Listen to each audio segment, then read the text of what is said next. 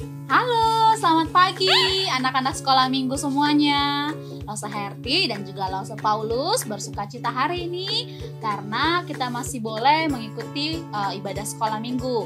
Ya, Losa Herti berharap adik-adik semua di rumah sudah siap mengikuti ibadah sekolah minggu, sudah melakukan yang terbaik untuk persiapannya memuji Tuhan. Yuk mari siapkan sekali lagi hati kita. Losa Herti mau ajak kamu bersatu dulu sejenak di hadapan Tuhan, berdoa supaya hatimu dan pikiranmu tertuju kepada Tuhan. Yuk kita bersatu bersama-sama. Tuhan, siapkanlah hati dan pikiran kami supaya kami boleh mengikuti ibadah sekolah minggu dengan baik dan pikiran kami tertuju kepada Tuhan saja. Dalam nama Tuhan Yesus kami berdoa. Amin. Nah, adik-adikku yang Losa sayangi, yang juga dikasihi oleh Tuhan, hari ini Losa Herti mau ajak kamu tetap bersyukur apapun yang sekarang sedang kita alami, kita rasakan ya. Meskipun tidak enak bersekolah minggu dari rumah, mungkin sudah mulai bosan, tapi kita mau tetap bersyukur kepada Tuhan ya. Memuji nama Tuhan, karena Dia adalah Tuhan yang sangat baik dan Dia adalah Tuhan yang penuh dengan kasih setia. Nah ya, kita bersama-sama bernyanyi bagi Tuhan. Bersyukurlah kepada Tuhan.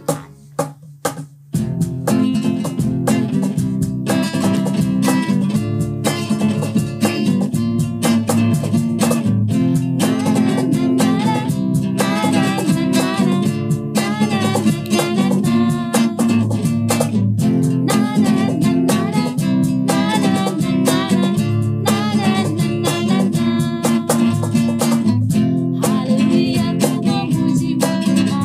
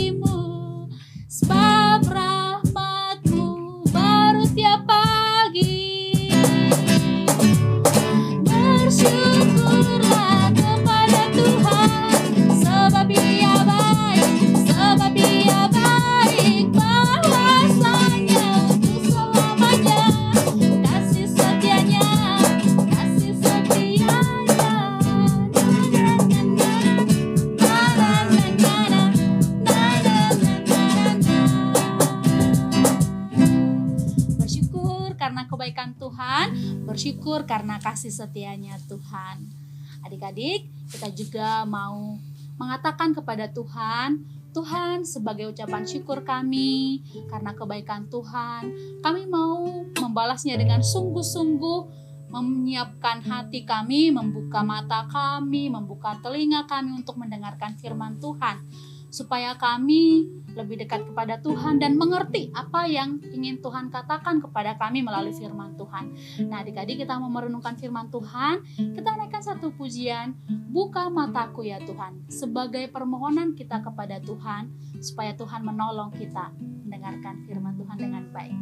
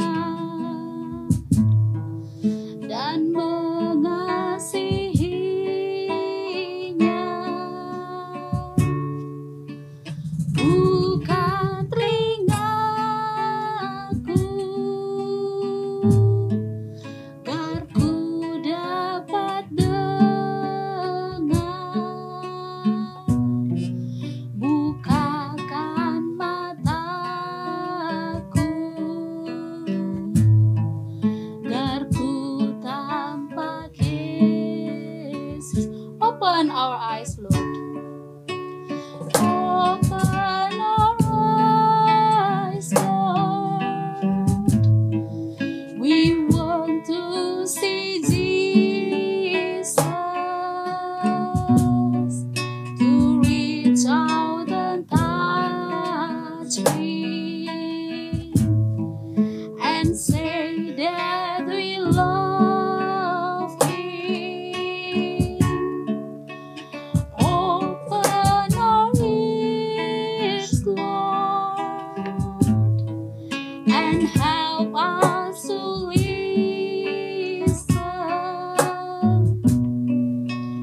Open our eyes, Lord. We want to see Jesus. Biarlah ini sebagai permohonan kita kepada Tuhan dengan sungguh-sungguh, supaya kita boleh membuka mata dan telinga kita untuk sungguh-sungguh merenungkan firman Tuhan. Selamat menikmati firman Tuhan. Selamat pagi adik-adik. Nah, hari ini sebelum kita mau mendengarkan cerita firman Tuhan, mari kita sama-sama berdoa ya. Mari kita berdoa. Tuhan, terima kasih untuk hari ini. Terima kasih karena kami boleh memuji dan menyembah Engkau ya Tuhan. Dan saat ini kami mau datang, kami mau duduk diam mendengarkan firman Tuhan. Tolong Tuhan yang bantu kami agar kami bisa mengerti firman-Mu. Di dalam nama Tuhan Yesus kami telah berdoa. Amin. Nah adik-adik, hari ini Lause akan membuka cerita dengan menunjukkan sebuah video. Nah, tolong adik-adik perhatikan apa yang terjadi dengan si tokoh utama dari video ini. Oke, mari kita sama-sama nonton videonya.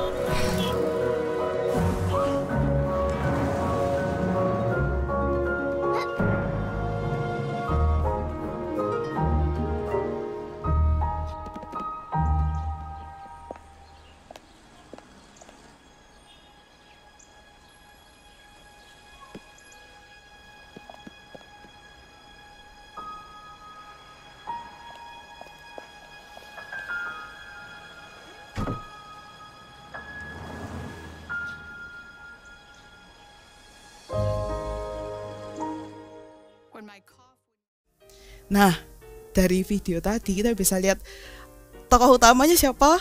Yaitu sebuah boneka kelinci yang ternyata boneka ini tuh rusak, di dadanya itu ada sobek gitu kan. Jadi sehingga si boneka ini akhirnya harus dibuang.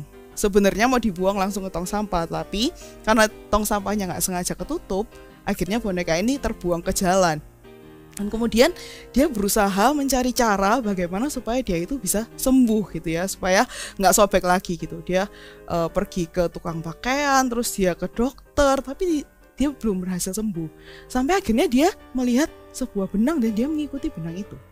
Dan kemudian pada akhirnya kita bisa melihat kalau boneka kelinci ini bertemu dengan seorang ibu yang akhirnya menyelamatkan dia dan membenarkan lukanya, menyembuhkan dia. Nah, coba kita bayangkan video ini berlanjut. Jadi tidak berhenti sampai sana tapi berlanjut. Jadi si bonekanya udah sembuh, terus dia misalkan dibeli oleh seseorang dan seperti Toy Story gitu ya, mungkin dia punya cerita yang lain. Dan misalkan dia menjadi seorang hero di cerita itu. Apakah kemudian si boneka kelinci ini akan melupakan jasa ibu yang telah menyembuhkan dia itu? Ya bisa jadi sih lupa, tapi hari ini hati-hati kita mau belajar seorang tokoh dari Alkitab yang tidak melupakan seseorang yang jauh lebih besar daripada dia. Dia adalah Yohanes Pembaptis. Nah, hari ini Lausa akan membacakan dari Yohanes 3 ayatnya yang ke-26 sampai ke 30. Nah, adik-adik yang punya Alkitab boleh dibuka sama-sama menyimak yang Lausa bacakan untuk kita semua ya. Yohanes 3 ayat 26. Lalu mereka datang kepada Yohanes dan berkata kepadanya, "Rabi, orang yang bersama dengan engkau di seberang sungai Yordan dan yang tentang dia engkau telah memberi kesaksian, dia membaptis juga dan semua orang pergi kepadanya." Jawab Yohanes, "Tidak ada seorang pun yang dapat mengambil sesuatu bagi dirinya kalau tidak dikaruniakan kepadanya dari sorga. Kamu sendiri dapat memberi kesaksian bahwa aku telah berkata, aku bukan Mesias, tetapi aku diutus untuk mendahuluinya. Yang empunya mempelai perempuan ialah mempelai laki-laki, tetapi sahabat mempelai laki-laki yang berdiri dekat dia dan yang mendengarkannya sangat bersukacita mendengar suara mempelai laki-laki itu. Itulah sukacitaku, dan sekarang sukacitaku itu penuh. Ia harus makin besar, tetapi aku harus makin kecil." Sedemikian jauh pembacaan firman Tuhan adik-adik. Nah, sebelum masuk ke bagian cerita ini, saya akan menceritakan sedikit latar belakang dari Yohanes Pembaptis. Seperti yang kita sudah tahu ya, Yohanes Pembaptis ini adalah anak dari seorang imam yang waktu itu dia mendapatkan atau bertemu dengan malaikat yang menyampaikan berita bahwa imam tersebut dan istrinya akan mempunyai anak, yaitu Yohanes Pembaptis. Dan hal ini adik-adik adalah sesuatu yang luar biasa. Kenapa? Karena kalau berdasarkan catatan kitab Lukas, kemunculan malaikat ini adalah kemunculan pertama suara Allah kepada bangsa Israel setelah 400 tahun Allah itu diam. Dan berita pertama disampaikan adalah berita tentang kelahiran Yohanes Pembaptis. Maka dari itu jelas kelahirannya sendiri sudah menunjukkan kalau Yohanes ini spesial. Dan Yohanes memiliki sebuah tanggung jawab, yaitu untuk mempersiapkan jalan bagi Tuhan Yesus. Dan kemudian Yohanes ini lahir, dia besar, dan dia menjalankan apa yang menjadi tujuan hidupnya gitu. Dia mulai membaptis orang, dia mengabarkan tentang Yesus, tentang Mesias yang akan datang. Lalu kemudian dia juga membaptis Yesus kan, seperti yang kita sama-sama tahu. Nah, kejadian ini yang tadi saya bacakan itu adalah kejadian setelahnya.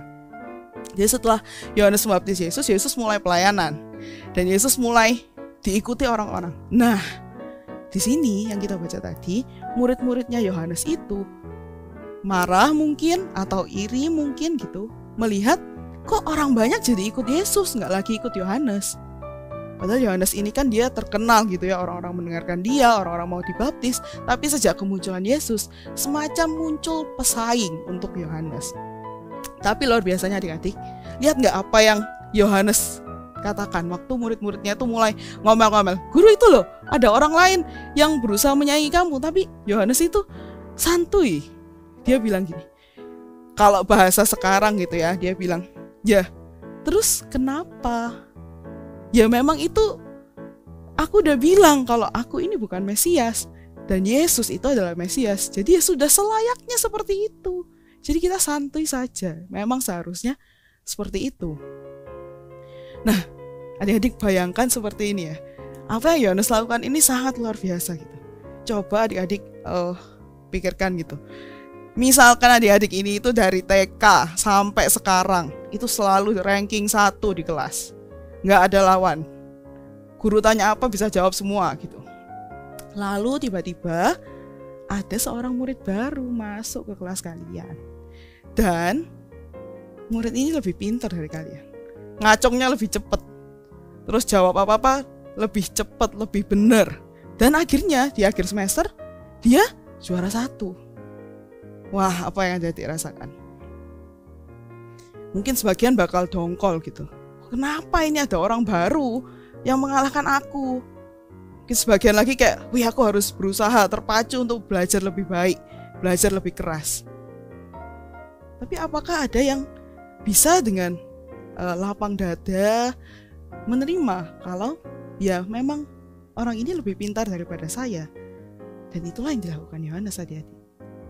Yohanes adalah orang yang pada saat itu terkenal, tapi dia nggak peduli dengan reputasinya karena dia tahu posisinya.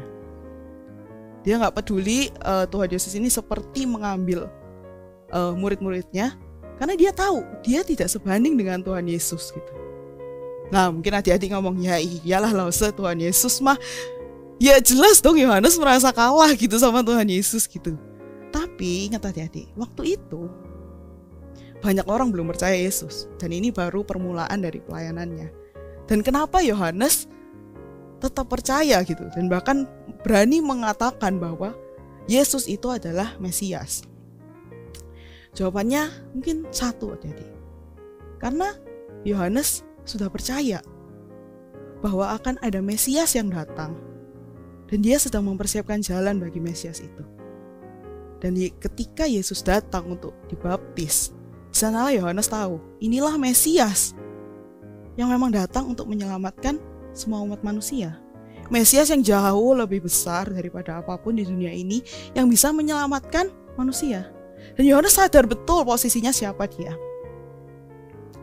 Dia adalah manusia berdosa, manusia yang gak layak, seperti Lause, seperti adik-adik, yang gak punya kuasa apa-apa, yang sangat kecil jika dibandingkan dengan Tuhan Yesus. Oleh karena itu, Yohanes dengan sangat lapang dada dia bisa mengatakan kepada murid-muridnya, memang Yesuslah yang layak untuk disembah. Dan adik-adik gak sampai di situ. Selain menyadari posisinya, Yohanes juga tahu perannya. Seperti yang tadi Lause sudah bilang, Yohanes datang untuk mempersiapkan kehadiran Mesias. Jadi dia benar-benar dari sejak mudanya dia mengabdikan dirinya untuk mengabarkan kedatangan Mesias dan membaptis orang. Dan mungkin sebagian dari kita tidak semuanya dipanggil sebagai untuk menjadi hamba Tuhan gitu ya. Tapi sebagai orang Kristen, sebagai orang yang percaya kepada Tuhan, kita punya kewajiban. Dan kewajiban ini bukan cuma punya hamba Tuhan, tapi semua orang Kristen punya kewajiban. Kita punya peran untuk menceritakan tentang Tuhan Yesus, tentang kebesaran Tuhan Yesus kepada orang lain. Orang itu bisa teman-teman kita, bisa keluarga kita. Gak harus yang muluk-muluk. Karena kalau kita sudah merasakan kasih Tuhan, cerita tuh gampang kok adik-adik. Gak sesusah itu. Kita cuma tinggal bilang kita kenal Tuhan yang begitu besar, yang telah menyelamatkan kita. Jadi adik kita mau belajar untuk mulai menyadari posisi dan peran kita sebagai murid-murid Tuhan di dunia ini. Nah, sebelum menutup cerita hari ini, kita mau sama-sama menghafalkan ayat hafalan ya dari Yohanes 3 ayatnya yang ke-30. Saya akan bacakan sekali terus kita sama-sama menghafalkan ya. Ia harus makin besar tetapi aku harus makin kecil. Oke? Gampang kan ya ayat hafalannya? Oke, kita sama-sama menghafalkan. Oke? Yohanes 3 ayat 30. Ia harus makin besar tetapi aku harus makin kecil. Oke, mari kita sama-sama berdoa ya. Tuhan, kami datang ke hadirat-Mu ya Tuhan. Anak-anak-Mu ini kami sadar kami bukan siapa-siapa. Kami adalah seseorang yang kecil. Namun Engkau mengasihi kami dengan kasih yang begitu besar ya Tuhan. Ajarkan kami untuk boleh mengenal diri kami, tahu posisi kami, dan menjalankan peran kami sebagai anak-Mu di dunia ini ya Tuhan. Terima kasih ya Tuhan. Di dalam nama Tuhan Yesus kami telah berdoa. Amin. Adik-adik, kita sudah selesai memuji Tuhan, kita sudah merenungkan firman Tuhan. Sekarang giliran kita untuk memberikan persembahan untuk Tuhan. Dan adik-adik yang memberikan persembahannya kepada Tuhan, kamu boleh transfer ke rekening gereja yang akan tertera di layar kamu, atau boleh scan QRIS yang juga akan tampil di layar HP ataupun laptop atau TV kamu. Dan biarlah persembahan ini menjadi berkat bagi semua orang dan dipakai oleh Tuhan.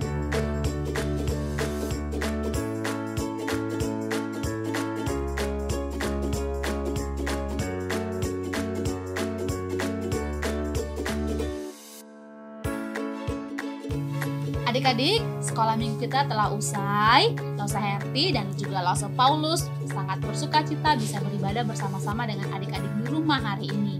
Dan buat adik-adik, engkau pasti merasakan sukacita dan berkat dari ibadah kita, bukan?